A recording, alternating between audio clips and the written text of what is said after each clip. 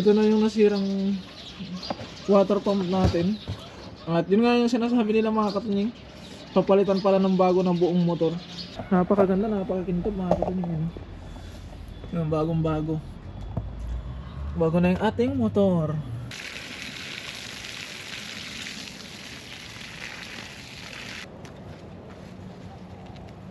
Lago eh.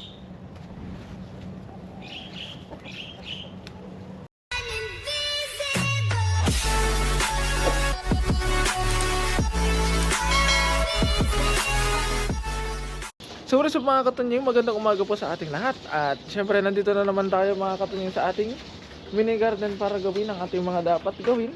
At papakainin natin ang ating mga alaga. Napakaganda ng panahon mga katunying. Ang ganda ng panahon mga katunying. Pero malamig pa rin. At ayun, buo na yung pakpak ng pato natin. Soon ay puputulan na natin ng mga pakpakin mga katunying, dahil meron na baka lumipad sila. At bago na din pala yung motor natin. Bago na din pala yung mga katunying. Ito na yung nasirang water pump natin. At yun nga yung sinasabi nila mga katunying, papalitan pala ng bago ng buong motor. Akala ko kasi ang papalitan lang ito, yung nasirang to, o kaya itong parts na dito mga katunying. Pero kahapon ay sinabi sa akin na yung lumang motor dalhin ko sa factory. Tapos nagulat ako, lumang motor. And then nung nakita ko nga ito mga katunying dito na, tapos connect ko yung doon kagabi, ay bago na nga mga katunying. At papakita ko din sa inyo. Ito dadalhin natin sa factory ito mamaya. Pero syempre bagong lahat ay gagawin muna natin ang ating mga gawain dito sa ating garden. Papakainin natin yung mga manok natin na maliliit, at saka itong mga pato natin mga katunying. At the same time ay didiligan natin yung tanim natin na kamote mga katunying, tsaka mga talong natin. Magdidilig tayo ngayon dahil ilang araw silang walang dilig gawa ng nasira yung water pump. Kaya tara mga katunying, simulan na natin dahil limitado lang ang oras natin ngayong araw. At Happy New Year po sa ating lahat mga katunying. Sana'y mag-ingat po tayo palagi. So i-open muna natin yung tubig natin dito mga katunying, dahil kahapon tinesting ko, diniligan ko tong, kagabi pala tinesting ko yon, diniligan ko tong sa may halaman natin sa greenhouse. At hindi po siya maingay, unlike nung lumang mga katunying, luma nating motor, water pump pala, motor. So ito na po siya, napakaganda, napakakintab mga katunying. Yung bagong bago na yung ating motor. So kapag in-open natin yun, hindi siya maingay. Ganyan na lang yung tunog niya mga katunying. Hindi na siya tulad ng dati na maingay talaga. So i-open natin to. Dahil itong linya na to mga katunying, ito yung pupunta dun sa garden natin. At ito namang linya na to is yung papunta sa greenhouse natin. Kapag pinagsabay natin yan na nakabukas mga katunying, magiging mahina yung buga ng tubig sa magkabilang linya. Kaya kailangan natin isara yung isa. Ayan. Pero wag natin kakalimutan na ibukas muna to bago to isara. Kasi kapag nakasara to tapos sinara natin to, may tendency na puputok dito mga katunying. Kaya tara, simulan na natin dahil nandito na ang ating mga alaga, sumasalubong na.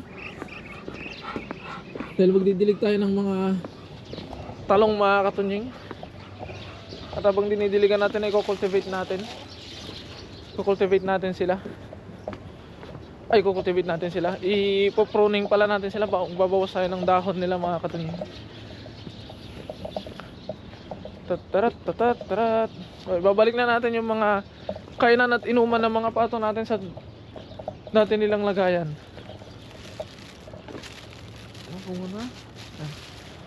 Babalik ko muna tong mga inuman nila. So yun mga katunying, nakita ko yung kamatis natin. Dahil yung kamatis natin ay tinanggalan natin ng dahon nung nakaraan at lumitaw yung kanyang mga bunga. At marami-rami nang hinog mga katunying. Pero kulang pa siya sa hinog. Papahinugin natin mabuti. Ayun sila mga hinog mga katunying sila. Nung nakaraan, isa lang yung napitas natin. Pero ngayon, sa pangalawang pitas natin, baka marami-rami mga katunying sila. Punong-puno. Ayan. So binawasan natin ng dahon mga katunying dahil napakalago talaga ng dahon niya. At madalas dito sa garden natin ay mahangin, kaya kailangan nating bawasan yung dahon nila. So hugasan lang natin tong mga pagkainan ng ating mga alaga. At magtitimpla na tayo.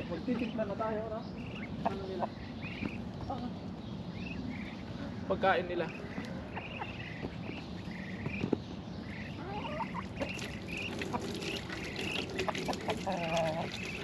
May na yung tubig natin dito mga katunying dahil nakabukas yung doon sa dulo.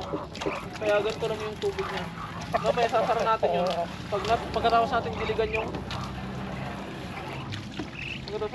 yung kamuting kahoy.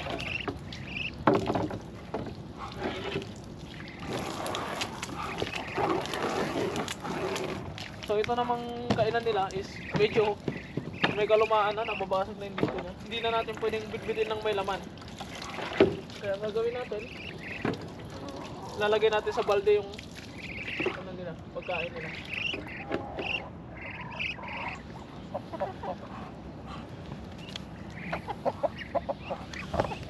So kukulang tayo ng darak mga katunying, gagamitin natin tong balde dito. Ito, gagamitin natin to para pagtimplahan ng kanilang pagkain. Nalagyan natin itong kanin.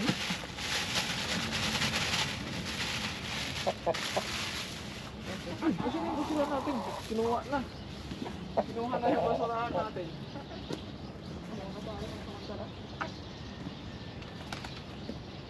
Nakulit ka na ha. Babawasan kita ulit ng pakpak. Isa, dalawa, at kalahati. Excuse me. So yung mga katunying dito natin titimplahin para hindi sila hindi sila manggulo. Para ibubuhos na lang natin dun sa kanilang kainan mamaya. Lamig.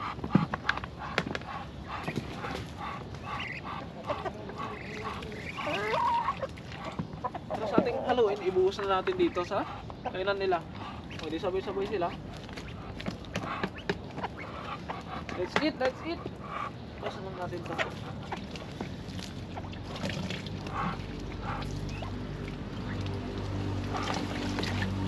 Hindi sila magulo kapag habang tinitimpla natin yung pagkain nila, hindi sila nang gugulo. So hintayin ko lang naman puno itong isa nilang inuman mga katunying. Saka tayo mag-umpisa. At habang inaantay natin yan, dito naman tayo dumako sa sisiw natin. Sa mga sisiw natin, hindi ko pa sila tinatanggal sa maliit na kulungan gawa ng malamig pa mga katunying. At dito kasi meron silang harang kontra sa lamig. Ay yung hangin na pag ganon, meron silang harang dyan. Kaya pansamantala ito na muna. Lilipat din naman natin sila yan mga katunying. Wala silang tubig. At masisigla pa rin naman sila. Excuse me, lalagay ko ng tubig. So, maglalagay tayo ng pagkain nila. So ito ang kanilang pagkain. Excuse me. Sisigla ah. Kain mabuti. Huwag magda-diet. So maglalagay lang tayo ng inuman naman nila ngayon mga katunying. So gasan lang natin tong kanilang inuman para fresh. At lalagyan natin sila ng vitamins. Yeah. Excuse me. Wala inumin ko. So, mag-inuman muna kayo. Shot.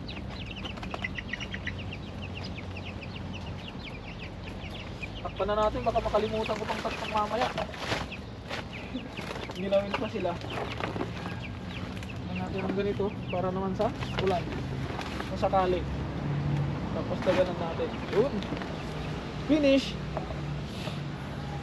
So susunod natin mga katunying ay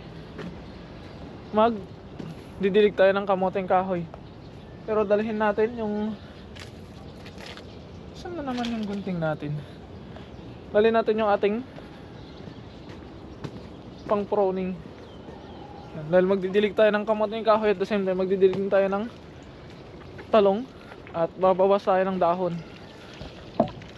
Ito yung gagamitin natin dito sa talong kasi mas aabot siya. Ilusot lang natin dito.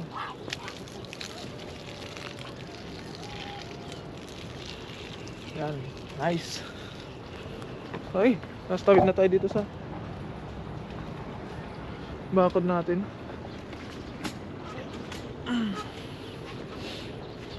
Bagong cultivate naman yung talong natin mga katunying, kaya hindi natin kailangan cultivate. Bawas lang tayo ng sanga at dahon kasi sobrang dami. Sobrang kapal na ng dahon niya.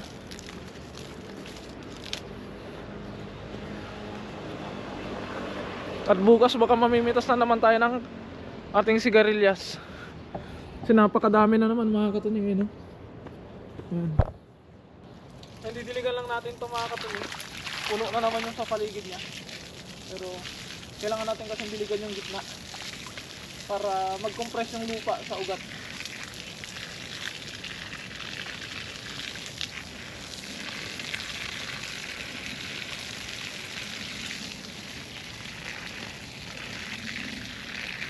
Tapos kapag maghanap tayo ng mga sako na pwedeng itakip dito mga kating, tatakpan natin ito ng sako. Itong umbok niya na to, ilalabas lang natin yung kamote para hindi tumubo yung damo. Tapos magdidilig tayo dito lang sa paligid niya. So, lipat ko lang saglit tong nandito sa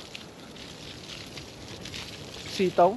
Yung sitaw natin mga katunying, wala na ng pag-asa talaga. Pati yung okra natin.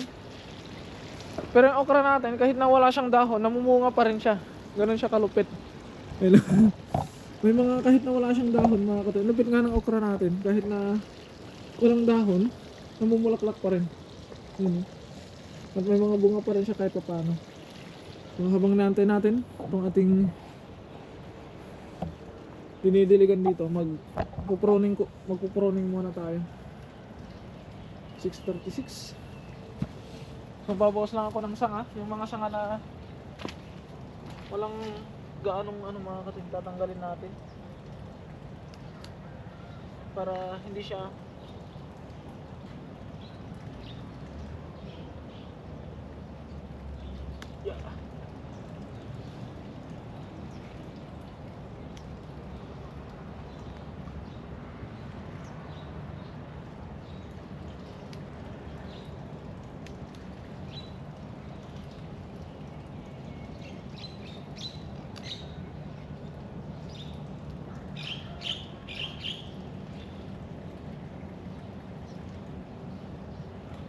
may mga bunga din na kulang na sa nutrients. May mga sanga niya sa baba, tatanggalin natin.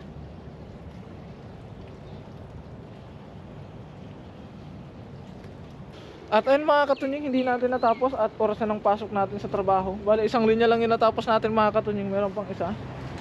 So ilang piraso na lang, 1, 2, 3, 4, 4 na lang mga katunying. Bukas na natin itutuloy dahil nawili ako at ayun, hindi ko naramdaman. Mga katunying, 6:50 na pala. At ako'y pupunta na doon, i-off ko na yung tubig mga katunying. At itutuloy din natin ito bukas sa pagdidilig. Di bale mga katunying, nadiligan naman natin yung kamoting kahoy doon. Tapos ito na lang yung didiligan natin, itutuloy. Itutuloy natin bukas mga katunying. Kaya yun mga katunying, hanggang dito na lamang muna ang ating video. At maraming salamat po sa walang sawa niyo pong suporta sa akin at sa aking mga nakakasama. Mag-ingat po palagi mga katunying, saman po kayo naroon, and God bless po. Bye bye.